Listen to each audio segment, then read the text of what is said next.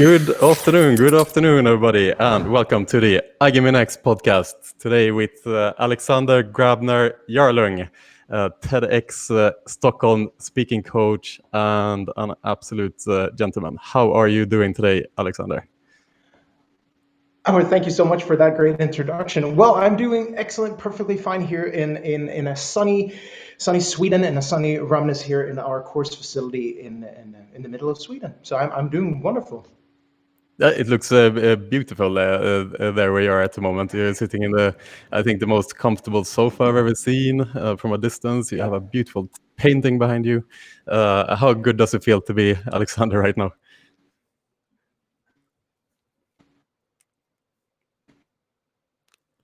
Oh, let's see. Seems that we have lost Alexander for a little bit. It feels really good to be Alexander right there we now. go.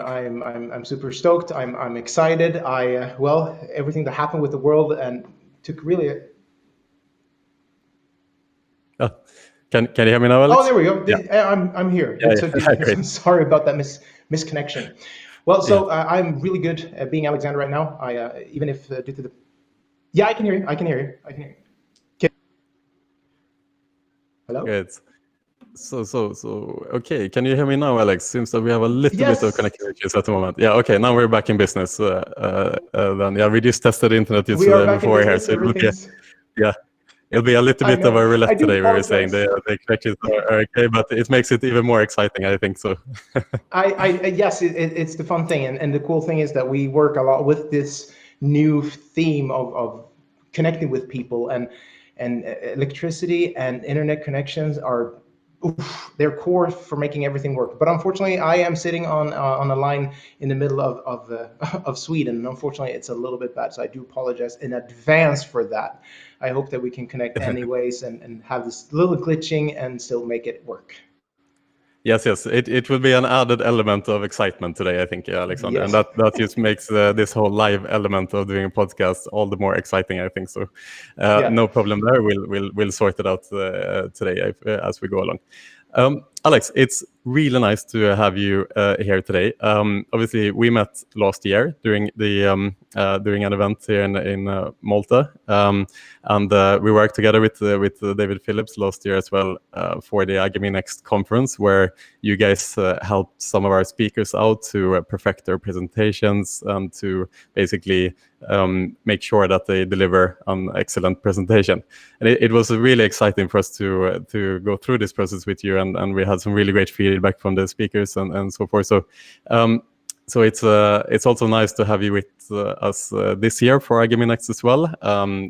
That's kind of a part of the purpose why we're doing this today is to kind of highlight the fact that obviously you guys are helping us out with iGaming Next, the online event that we are doing in November. Again, helping us to perfect the speakers that are going on stage online this year. And I wanted to just start off by thanking you for participating and doing this today. So excited to have you with us. How was the experience here in Malta last year, would you say, when you met the iGaming industry? Oh, it was amazing. It's always great to travel the world, and that is what I usually do, travel around the world and the globe. Unfortunately, due to the coronavirus now, it's been a little bit more of an adventure, establish connection on the virtual way instead. But it was a great experience. I met a lot of wonderful people, and I hope that there was there's like small things that you can give to another human being, but they will have a great effect on the entire the communicational skills for that person. So it was I had a blast with the people that we coached, and I hope that they felt that it gave the result that they were searching for. Brilliant, yeah. So Alexander, you're an excellent communicator, as we saw last year when you came to Malta and spoke, and it was really really impressive. Yeah, you never heard that before, obviously. It made me think a lot last year in general. Just it was so impressive just to hear someone deliver such a professional presentation in general, and it begs the question a little bit like, is this something that you have always have as a skill since you were younger, or is this something that you have learned along the way, or is it a mix of both? I would say this, that okay, if we look in hindsight, of me as a human being, as a communicator. I was not born with a talent of being great in communicational skills or communication in general. So I would say it's a mixture of a little bit what you get when you're younger, the way that you are raised. But in the majority of cases, we learn these skills. It's something that you can apply. I mean, an actor can become an actor. Well, there's a little bit of talent, but in many cases, they go to acting school to learn something. Same thing here with communicational skills. You got to learn the skills to become the most optimized way that you can be as a human being communicating to somebody else. So in my opinion, I know I stick my chin out a little bit, but I would say that it's the majority skill, and it's not talent. Okay, and so Yeah. you're on TEDx Stockholm speaking coach, Yes. obviously, and your job there, I guess, is to kind of take inspiring people and make them great speakers. So I would assume that you are dealing with all kinds of skill levels when you are trying to bring someone on stage and get them to deliver a good speech. Can you talk a little bit about like how do you approach different speakers as they go, especially someone who is not used to speaking on stage? Like what would be Okay. a Yeah. process for someone like that? Not a problem at all. Of course, I can just explain. So, like the key feature in every TEDx talk or a TED talk is that it needs to be an idea worth spreading, and it has to be mind bending.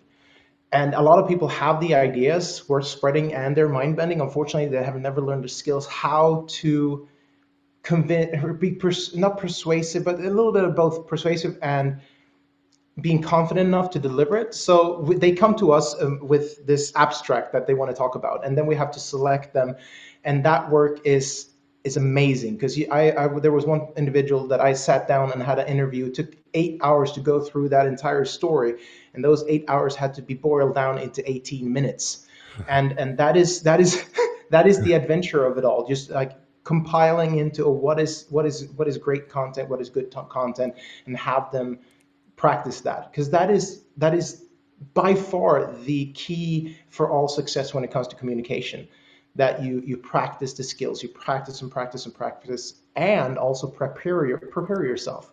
So Mm. when they come to us, we really go down, dig into their topic, their abstract, and then work with that and boiling it down to 18 minutes. Then after that, you have to look at the skills, because I mean, you know that perfectly well. You've seen a lot of speakers out there that they have a great topic, they have a great idea, but they unfortunately kind of suck at delivering it. You know, you listen to it, but there's a little bit of hollowness.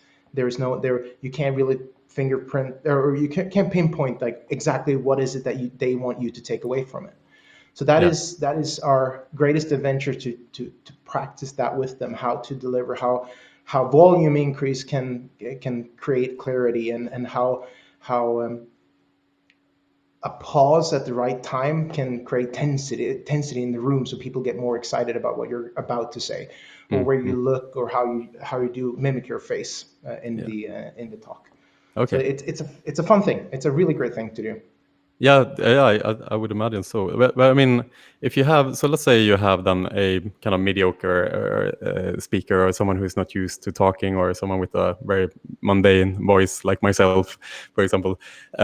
What would be kind of like, how long does it take in terms of coaching to get a person like that into a respectable level where you can go on stage and deliver a good presentation, would you say? I would say, well, that is a trick question due to Everyone is different, I guess, but like, everything. yeah. Everybody is different due to that. You devote yourself into how much you want to evolve yourself. Mm, I working with TEDx organization is a great thing, but I cannot go into that organization without mentioning what I'm working together with David JP Phillips today, and that is the of course. tool that significantly has enhanced every single coaching situation, and that is the 110 steps analysis. Mm, And okay, to give you an idea, David studied 5,000 speakers for 7 years and categorized that you have 110 skills that you use as a human when you communicate to somebody else. mm, So when I do a coaching session for TEDx, or when I do a coaching session, whenever for say, like you said, a mediocre speaker, somebody who does it a couple of times a year, person likes it but doesn't really love it. So what I do then is I do a quick analysis of them as a human when they communicate their message, and then I give them 5 skills. So what I always do, either way, how I coach people, I give them 5 skills. And there's 5 skills because of I had that way of analyzing people. These 5 skills will have a great impact on you, because I don't know if you know it, but this when it came to me, it was mind blowing, jaw dropping, and that was that the 5 skills that you can select.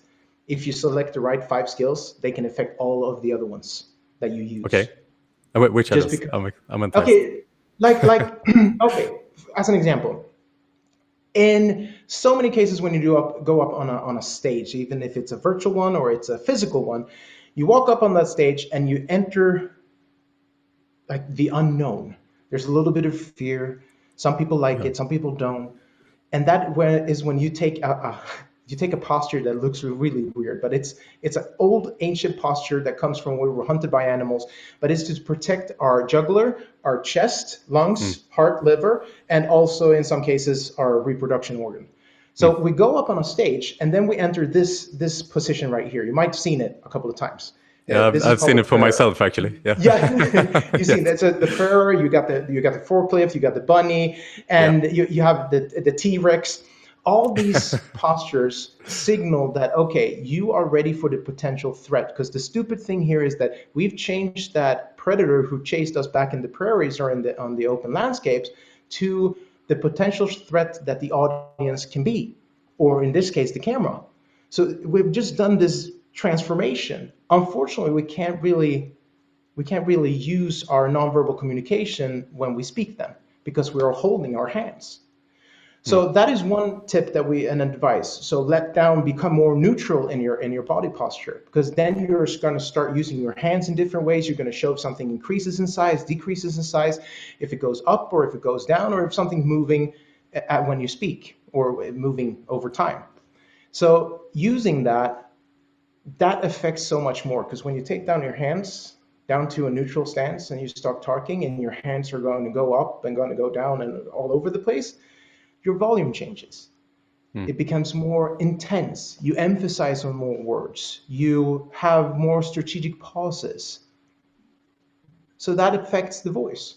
So one skill will affect several other skills. So that is that is by far the best thing to do. Just take a couple and work on them, and that's what we do to really make the speakers become outstanding and different from everybody else.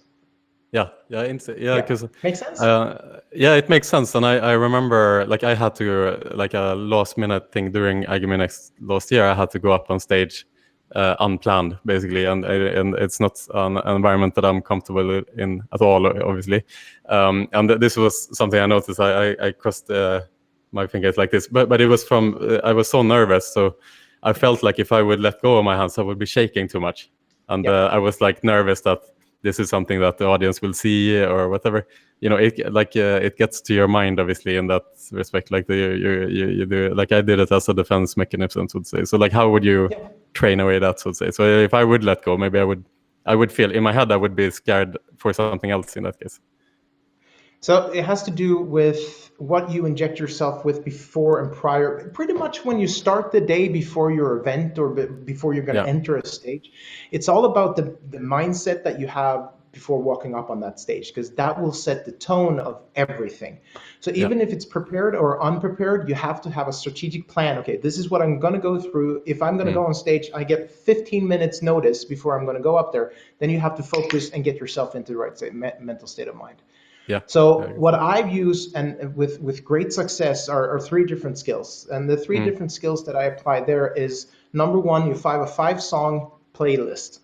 And there are 5 songs that you choose specifically that they have to be connected and interconnected with a memory that you've had where you felt proudness, where you felt that you were strong, or you just felt in an empowered situation. Mine is without a doubt one of my 5 songs is Top Gun, the Danger Zone, with when Tom Cruise back in the 80s, when he was sitting there in this F-16 Tomcat. I was looking at that movie pretty much every day I came back from school, or came home from school. So I was sitting there. So I get this empowerment feeling because I love the airplane. I love the movie itself. And I can feel, I always get so sad. Spoiler alert, by the way, when Goose's ejection seat is a little bit slow with the canopy and it hits that and he dies. Oh So no. I see, yeah. So that is an empowerment moment for me. So I listened to the Top Gun Danger Zone, and then I got 4 other songs that are back. Okay. When I was doing a lot of raving back in the early 2000s down in Netherlands. Yeah. So, but no drugs, no drugs. But the music was Yeah. great. So I Yeah. Yeah. have this. So that really boosts me. The second thing is the breathing pattern, and that is to find a 7/60, and that means that you take 7 inhales and exhales within 60 seconds. And you do that because if you do that, you physically lower your heart rate. That makes it so much harder to produce cortisol, which is the stress-related hormone that stresses you up. Yeah. So if you do that prior to walk on a stage, you feel more calm. But the coolest thing is Amy Cuddy's power posing. And that is to take an empowering pose. It can be that you stand with your hands up like this, or with your hands in the side, or you do the bolt lightning is one of my favorite ones, or the Superman, you can do that one as well. And when you do that for 2 minutes, you also have a smile on your face and you think positive, strong thoughts about you. You increase your testosterone level. And the cool thing with that is that it both affects men and women. So it doesn't really matter what gender you are, you can still do this and empower yourself with increasing the testosterone level, and at the same time you decrease the cortisol. So these three things will help you to get in control. That is where we lose. That is where we lose it. Like getting in control, walking up on that stage, whether it's in front of a video camera, or it's just doing a presentation live or having an important meeting. Just prior to this meeting that we were having, we had some internet Yeah. connection problems. The video camera didn't work, and the Yeah. microphone didn't work. You could get totally stressed out, yeah, of course, but the thing is, it's all about what happens when the camera hits record or goes live. Take that deep breath, just inhale, exhale, and just, hey, be present and be there, and physically lower your cortisol level as much as you can. Yeah. And Yeah. I mean, so I agree with that too. I mean, you can stress out over the things that happened. Like I said, just before we started, we had about half an hour. We're trying to figure out the techniques, and it's easy to stress out over that. And oh my god, what's happening? And so like I can just say for myself, and I don't know if the viewers recognize themselves in this, but for me, I'm quite comfortable in these type of environments. Like now I've done this is like 20 podcasts or something now, and I'm getting into a little bit of a routine with them, and I'm getting comfortable with them.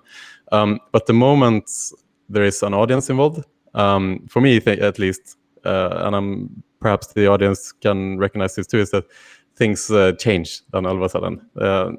It's a lot bigger stress moment for me at least, and things like that. Is it so in combination of learning these skills? Is it also about repetition? What do you say? I would like to use the cliche that repetition is the mother of all knowledge, and it boils down to the repeat yourself, or not repeat yourself, but repeat the situation more and more times. The more times you do it, the more comfortable you become into it. I mean, we are facing this. The pandemic is not going to disappear. Corona is not going to disappear. It's going to be there. It's probably going to be the next regular flu. So the way that we have done now in this panic, using the video conference calls, using more podcasting to deliver messages, this is going to be standardized all over the globe. We're going to work with this in a new way. But this is also something that I hear the clients that I work with, that they don't really enjoy this. They don't get any. Some people have the opposite that you were saying, that when they're talking to the camera, it just feels blank because you don't get any you don't get any feedback. You don't get any reception. Like, they don't receive anything. If they tell a joke, are you laughing right now? I don't know.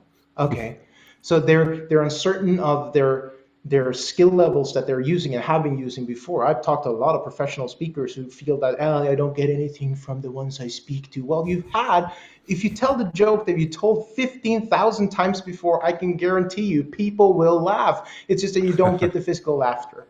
Yeah. So turning that around, saying, okay, if you're used to the video concept, now you have to start standing in front of an audience. Same thing there. The more you repeat that, the more confident you're going to be, the more fun you will have on a stage. Yeah, because it boils down to confidence, I guess. I mean, to go up on stage, be confident. You don't maybe not have to be the naturally best speaker in the world, but if you are confident, that will show, right? And if you are insecure about standing on stage, then that will obviously trickle down into something much worse, I guess. Exactly. It seems, I mean, it's almost like you guys have boiled this down to a science. You talk about this in very scientific terms. You know, you decrease cortisol, and you've broken down the human communication into, what was it, like 110 different.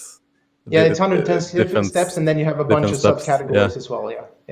Yeah, exactly. I mean, what's the process of understanding this? Like, what are these 100? I mean, don't mention you don't need to mention all of them, but like, what would be like?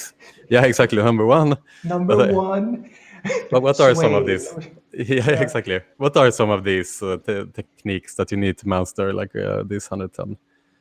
Okay, so what we've done is so we have major categories that are 6 levels. It's nervousness, body, voice, language, the facial expressions, and ultimate levels. So these then have subcategories that are the 110 steps. So what we do is that we look, like I said, we look and identify in many cases the first 5 skills that you have. It's a general thing. In many cases it is, okay, you have to handle your nervousness. What is your key thing? Do you walk up on a stage and do a lot of swaying side to side when you talk because of the nervousness? The body is telling you one thing and the brain is telling you another thing. Okay, so that is something that we have to work with.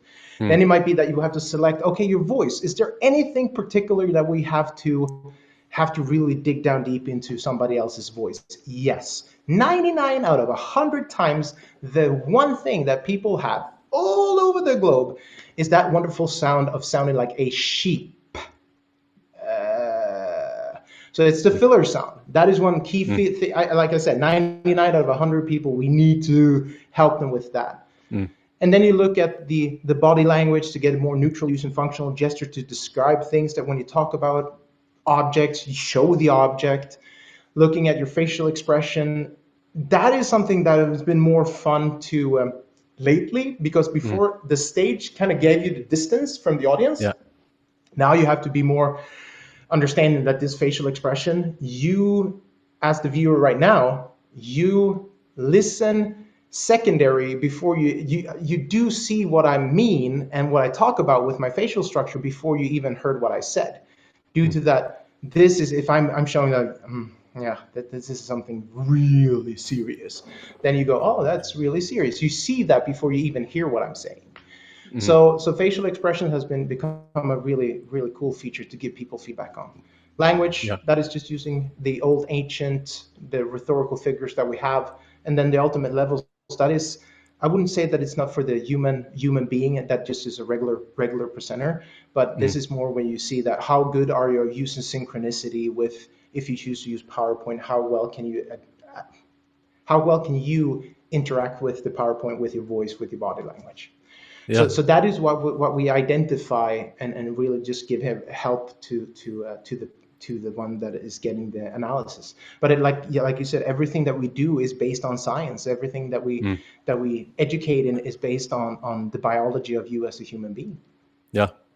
Very interesting. And can you mention, like, when you have taken someone through this process, like, can you mention at some point you had a challenge to get someone to a certain level, or like what would be a typical challenge that you would work on in any given example, or a specific example that you have with some speaker that have been more challenging than others, let's say? Have you ever failed? Let's start there. Oh wow, that is I never gotten that question. Have I ever failed? I don't see failure as failure. I see that there's always room for improvement. If I've ever not succeeded with the goal I set, probably several times.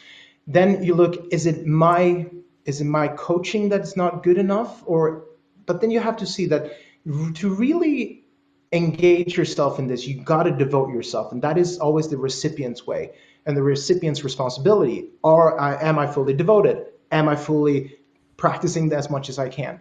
But to like generalize, the hardest thing I do have is having people to understand fully that it's doable to get away with the filler sound. It is doable. It doesn't take, it takes 3 weeks if you really devote yourself and really practice that. And also questionable rhetorical words as actually, small, probably, sorta, like getting them to really take it from a subconscious level to a conscious level and really work it out. And that can be professional speakers as well, that really just, well, I'm not using it. Okay, I just recorded you for 5 minutes and you have 30 different filler sounds and filler words, and we got to work with them. But other than that, I wouldn't say that. Do I fail? No, not fail, but I don't always get them to devote themselves as much as I would like, due to that the time is the time. The world is the way that it is. We don't have time to really fully jump into it. Yeah, exactly. So if I understand correctly, it's not what's only happening within these coaching sessions. You have to then stay dedicated between the coaching sessions as well, working on the filler sounds, working on the filler words, for example. So on that note, I mean, it's very interesting. Like, how do you get rid of filler sounds and words? I know this is, I think, probably my biggest problem personally. So what would be your yes?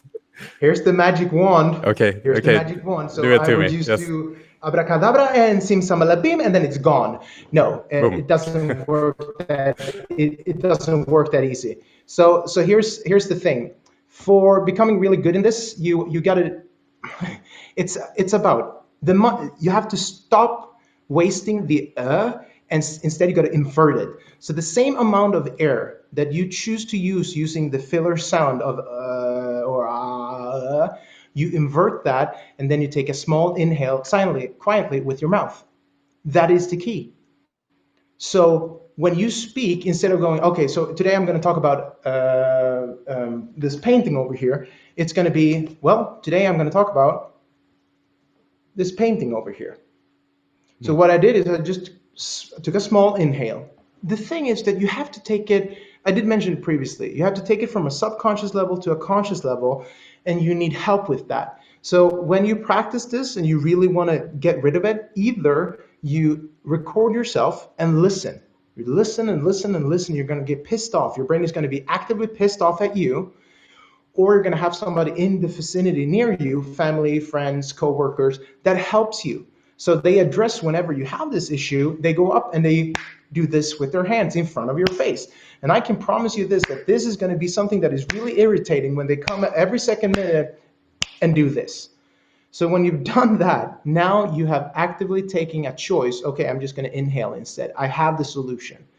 So now you're going to find yourself, and here's the fun thing. Whenever you feel that the coin is dropping down and you can feel like, okay, I've made a difference, I've made an active choice, I would like you to embrace that moment, because it's not going to come back to you. But the first time where you really can understand that you have taken an active choice in your communication and stopped using something that takes down the credibility for what you say, it's the best feeling you'll ever have, ever. It's just the value of disappointment, right? It's the value of disappointment is in any skill that you learn, right? Is as you start, it is you are not making progress. It seems that you will never learn this skill. It's getting harder and harder, and then you'll have this breakthrough moment where you pass the valley of disappointment. And when you get this excitement from there on out, it's becoming a routine to continue. That's when it becomes easier to practice, right? Like when you prove to yourself that you actually can do it, despite having thought that you wouldn't be able to. Yeah, exactly. Couldn't put it better in my own words. Spot on. Yeah, it comes from a book. I can't remember the author, but the name of the book is Atomic Habits, and I'd recommend it to anyone who wants to learn a new skill, actually. So the theory of atomic habits is that you should never try to take big steps when you try to learn something new or in your life. you should try to become 1% better every day. So it's like atomic small changes in your life that leads to massive changes. So if you become 1% better every day, it means that in the long run you'll have incredible progress in your life. Whereas if you try to take this massive leap, people say, for example, when it comes to dieting, that's a very typical example. I think people they have this massive goal. I'm gonna eat 600 calories a day, and I'm gonna lose 8 kilos in 3 weeks, for example, or something like that. Well, it's more often than not is going to lead to a disappointment, because this initial burst of energy that you have is very temporary, and you're going to come to a point where it's really going to suck to not eat. And most people, including myself, I wouldn't be able to do that type of diet either. I will go back to my normal way of living, because this is not sustainable, right?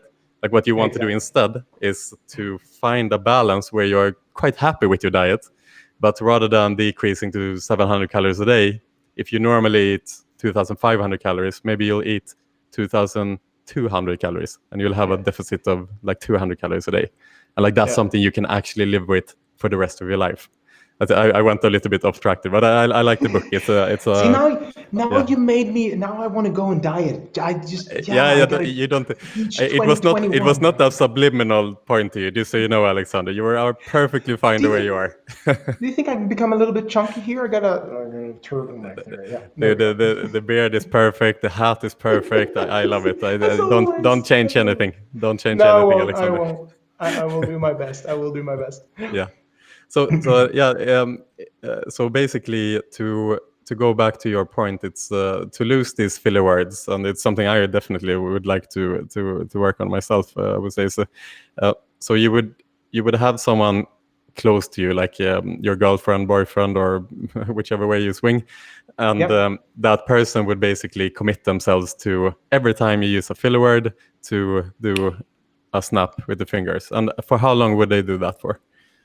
Yeah, well, you can you can physically piss them off with this for about a week and a half. Okay. 10 days, and then from that point on, you become more conscious of when it's about to come. You're gonna go.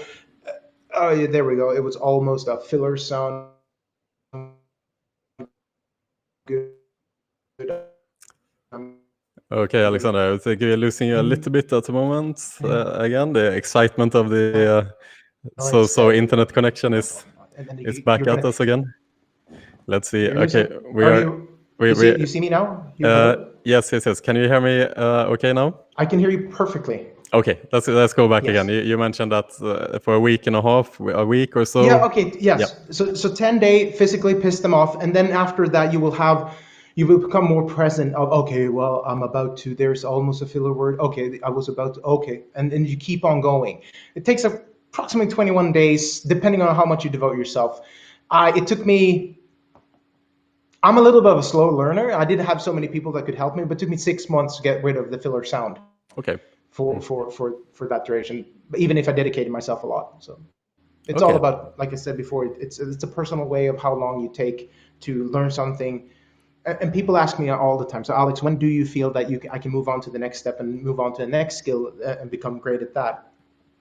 My answer to that is, you have learned the skill where you have taken it from subconsciousness to consciousness and back to subconsciousness again. So you do the new thing, you do the improved thing without you even thinking about it.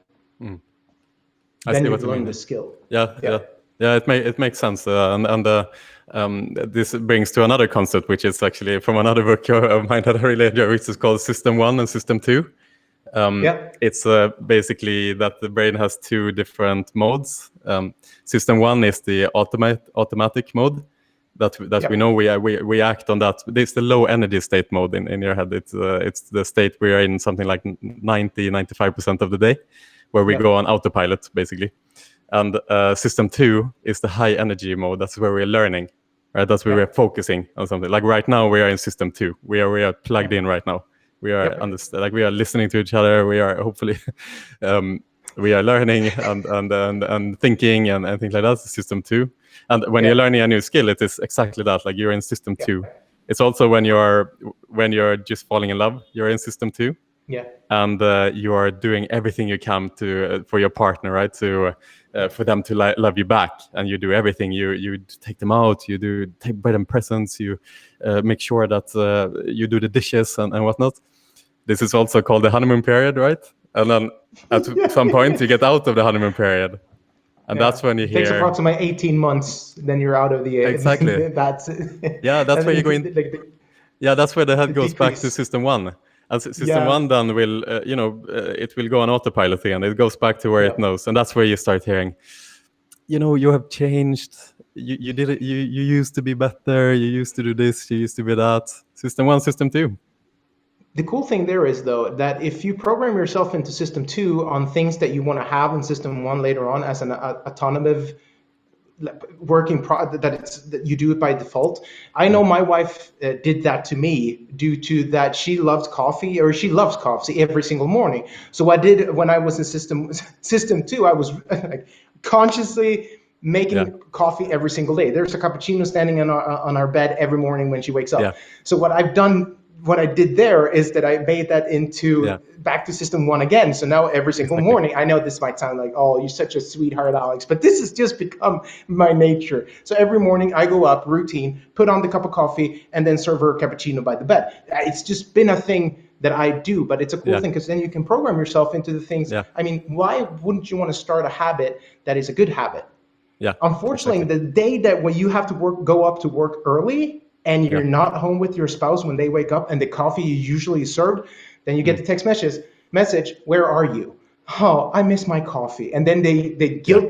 guilt trip you Guilt trip. like Yeah. hell. But why Yeah. isn't okay, sweetie, I had to go up at 5 in the morning because I Yeah. had to go to a client's place. Yeah, but Yeah. it's fun. But good point there. Because why wouldn't we want Yeah. to start, implementing good things to people that we do enjoy and love into something that become uh, just a everyday thing. Yeah, it's a beautiful thing. Like you're saying, you take it into your awareness. That's where the Yep. difficult part is. It takes a lot of energy to make it a habit, but once you get Yep. there, then it's set. It's there forever, and Oh yes. that's done. So the principle works the same way in communication with filler words as well, and Yep. this is how you get rid of the filler words basically. It's not Yep. like I don't think many people know about that. Like, Oh no. um, Oh no. the first time I ever heard that you could get rid of filler words was last year when I spoke to David Phillips. Then Yeah. I thought that this was something. I mean, it's a limiting belief of mine, right? Like I thought that this is something that is just part of me. Like I'd never be able to change that. This is just how I speak, and you can't change it. But it's so interesting that in just a couple of weeks, if you really dedicate yourself to it, you can actually get rid of something that is Oh, yeah. so innate to you, who you have been your whole life. Yeah, I know. Yeah, I know perfectly well. That's why, once really again, interesting. you take the baby steps, and then the result is going to be gigantic. People Yeah. in the near vicinity will go up to you and just talk and ask you, something changed. I can't put the finger on Mm. exactly what it is, but something changed, and I really enjoy it. And I don't know why, but I do enjoy it. Yeah. People look at you and going, okay, I trust more what you're saying. I enjoy what you're saying and the way you're saying it, and you're just convincing when you're doing it. And all Mm. these features are things that I truly believe these are things that should be they should just be there. It's nothing that Mm. you have that. I wouldn't say like the value of you as a human should always be that great. Like people should always listen to you and always be devoted to what you're saying and believe in what you're saying. Mm. But like I said, once again, it refers back to these are skills. They're skills.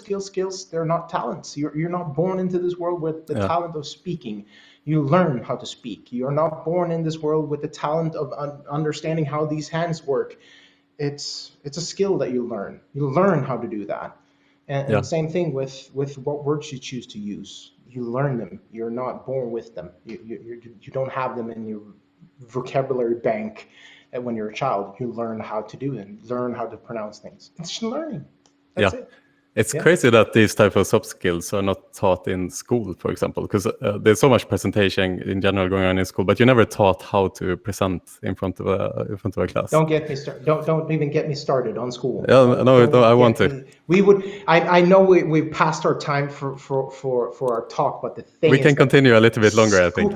Are you okay with that, Alex? I'm fine. I'm fine. More? I have. Yeah, of course. See, Good. School is just a feature itself, and it's a talk itself, just to how to. We've done a couple of studies now, and study groups is the better word, and pilot projects in schools, and applying this program or online platform that we have developed. David has developed, and the difference. It's off the charts, where they learn the 110 skills, 110 steps of communication. They learn how to master a PowerPoint. They learn how to master their own mindset, how to control the nervousness. All of these features we practice in some classes around the globe right now, just as a pilot. And to see like this small period of time that we have implemented this, the greatness that kids are coming back and saying, I hated going up on stage and having the presentation or the review of the book that I read, and now I just feel that it's fun. And when a child says that it's fun presenting, there is hope for humanity. And I don't want to brag about what we're doing. I'm just saying, why isn't this implemented in school, and why haven't it been implemented in schools for the last 50 years or 70 years since we started communicating on that level in businesses, at least, or getting the job that you want. Like I said, this is an entire section that we can talk for hours and hours and hours, because we really want to. Our mission, just to give you an idea of where we come from, both me, David, and everybody else in my team, that is our core, to be able to give communication skills to every single child on this planet for free. It shouldn't be about what background you have religiously, demographic, or money-wise. You should just learn it. So when you sit there in your first interview for that job that you hope that you're going to get, instead of hoping, what if we could say that you can increase your chances by so and so percent just because you learn how to communicate, just to know when you should be quiet, when you should explain something, when you should emphasize and speak key words, what language you should use. So yeah, I agree on that totally, what you're saying. I love that. Yeah, we should definitely implement this in school, because then the world would definitely look different than it is today. Yeah, it's I can only agree, and it's not just the communication itself. I mean, it's like you're saying, to learn how to deal with being nervous. Learning how to accept that, learning how to get past that, and like these type of soft skills are not focused on whatsoever in school. It's a bit sad in general. No. It's just the school is just memorization exercise for a couple of years, and then you come out as an adult, without a lot of these soft skills. We shouldn't draw everybody over the same ridge here. Of course, there are schools today that are working and is working with communication, but it still, look at the majority of schools. They haven't implemented that. They are still going, like you say, it's the framework that they're working within, and you do not dare to walk outside of that framework, because then you're not doing it as you're supposed to. So yeah. So I can Well, I can see. You got this tickling sensation in my body going, okay, time to go out and just throw this at a school. Hey. Yeah, exactly. But it's inspiring to hear, because I see, I mean, this passion, and you are on a mission, it sounds like. I mean, to kind of close this off a little bit today, can you talk a little bit more about the initiatives that you are doing with kids and with schools in general? Like, what you mentioned, that your goal is to educate kids in communication. Like, how have you started with that yet? Do you work with different kids and schools, and how do you work with them? So what we've done now is that we have created an ambassadorship around the globe, because this is the only way to do it. We have to globally really take charge of the communicational skill levels in schools.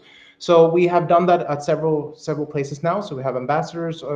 Right now we have 20 ambassadors around the globe, helping us to get into the schools in the local area where they live. We have a school in, let's see, we have one here in Västerås in Sweden who is applying it. The teacher is applying it to every class that he is participating in, and just to make a difference. We are right now looking at partnerships over in the UK at universities to get that level as well. So we want to be in the entire width, both in the younger and then the middle, and also then in the higher educational levels. So we are doing as much as we can right now and spreading the word and really opening up this JP University as we have as a platform to have people connect all over the globe and becoming greater in communication skills, especially then the kids as well, to see how they can develop and elope. That's beautiful, Alexander. I think I mean, it's amazing. What can I say? It's you're on a good mission, and it'll be interesting to follow you guys in the future as well. Thank you. Can we close off today? Can I ask you, Alexander? So now we'll be speaking for 45 minutes. Yep. Can you do a quick 2-minute analysis of me? What are my faults, let's say, as a communicator? What can I do better? All right, so there is not, okay, so looking at it, first, number one that we can identify, you have something called empowering head angle, and that is a good thing. So what you do is, communication is a two-way thing. So when you listen, you slightly tilt your head to both show empathy, but at the same time, you're showing that you are listening to what I'm saying and you're agreeing to what I'm saying, because you look at me, you tilt your head a little bit and you empower that, and you also nod your head. Great thing. It's a great feature, and you should keep on doing that. Cool. Something that you could improve is, well, you said it yourself, filler sounds. The filler sounds that you have is not due to that you're nervous. It's not due to that you are forgetting what you're going to say. The filler sounds that you have implemented in this is due to structure. So what you're listening to, I know this for a fact, you are new, like English is not your, it's not your native tongue. So what you have to do, depending on how much we speak, I know you speak a lot of it, but depending on, now you have to do a translation. So first of all, in some cases we think in one language and then we have to translate it into another language. Yeah. So what you do there, you strategically think about what you're going to say. And that time period, you will have the and think and then speak.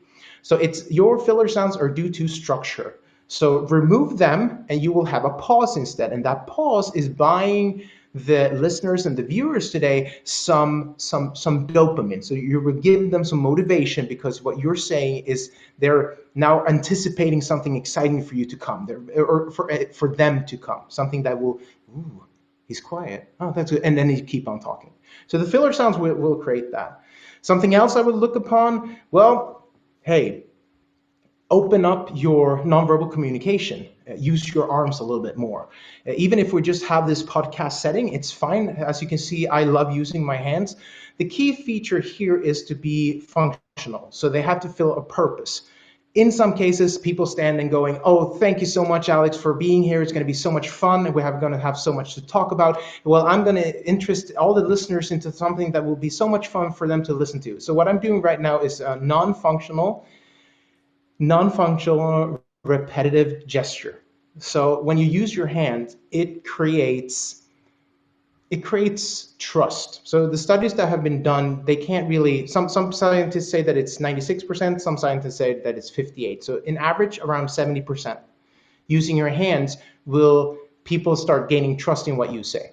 So I would apply and implement some more functional gestures into your podcast.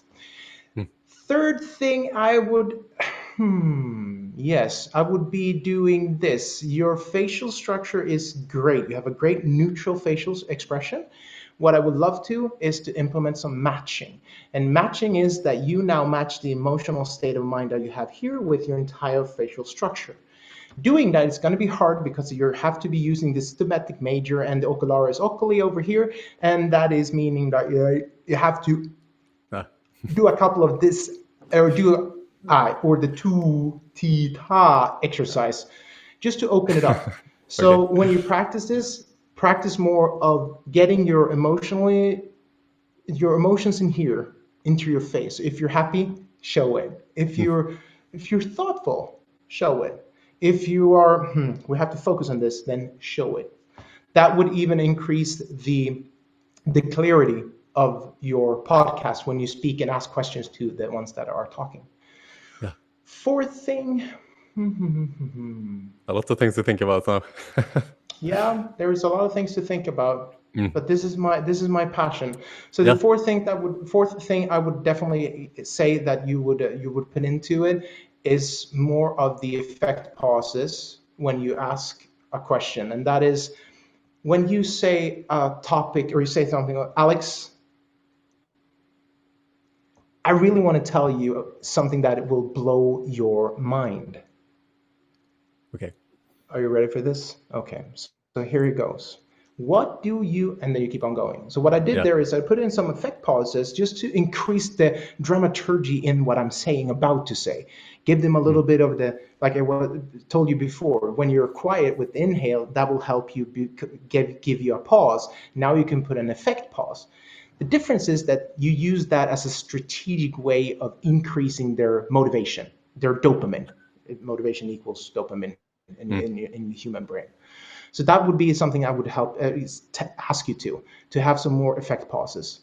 And the fifth and final one, what could that be? Looking at you and listening to what you've said, I would say, yeah, I would definitely say, yeah, there we go. What is it? What is it? What is it? What is it? Okay, it's going to be a simple thing, and that is eye contact. So right now, and that is something that you're doing well. That's something that you shouldn't improve. That is something that you're doing so well right now.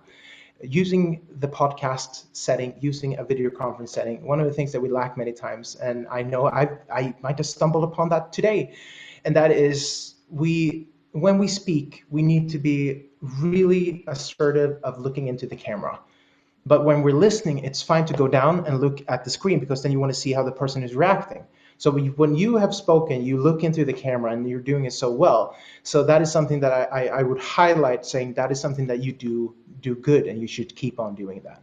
So with these 5 skills that you've gotten feedback on, is that they will help you to become more dynamic. They will help you they will affect so many other skills that you have, both in your voice, both in your facial expressions, but also in your nonverbal communication when you stand up and speak in front of a regular audience. So that would be my advice to you, and I hope it made sense. Made sense? Absolutely perfect sense. Yeah, good. Yeah, thank you so much for that. No problem. I No appreciate it. problem. I'll go back and listen to this later, and then let's see if I can What did you say? improve and progress and move forward with that. But yeah, thank you for that little analysis. I appreciate it. Alex, it's been an absolute pleasure today. Where can people find out more about you and about David Phillips and the work that you do and these 110 different strategies to become a better speaker? Now I'm going to bombard you with all these websites. Either you connect Yes. with me on LinkedIn. That is one easy way. Just connect with me on LinkedIn. It's Alexander Grabner Jarlung. Or you look at the www.davidjpphillips.com. That's www.davidjpphillips.com, one word. Or you look at the jpuniversity.com as well. There you can find everything. You can find the 110 steps, you can find the platform, and you can also get in touch with both me, David, or any of my other colleagues that are working around the globe. Brilliant. Thank you so much, Alex, and have a good day for now. You. Peace out. Thank you. Thank Thank you you for everyone who having me. listened in. Thank you to Pragmatic Solutions for sponsoring this wonderful podcast, and it's been a pleasure having you here today. Take care, everyone. Peace out.